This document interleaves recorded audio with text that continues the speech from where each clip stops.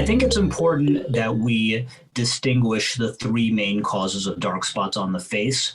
The first is sunspots, second, melasma, and third is post-inflammatory hyperpigmentation.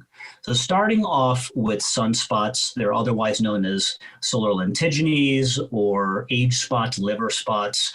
But basically, these are light to dark brown spots, usually less than 1 centimeter in diameter, that can happen on any sun-exposed area of your body, particularly the face, but they can even happen on the chest and hands too. They tend to become quite common starting in our late 20s. The second is melasma. That is a more of a splotchy brownish pigmentation that happens on the convex surfaces of the face, specifically the forehead, the cheeks, and sometimes even the upper lip. And this happens because of female hormones, specifically pregnancy or during oral contraceptives, and is also related to sun exposure. This is way more common in people with darker skin.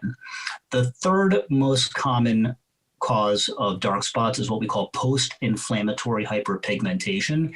This is a form of dark spots that happens after some kind of injury to the skin. It could be after a rash, a bug bite, a burn, but the most common cause of post-inflammatory hyperpigmentation is after pimples.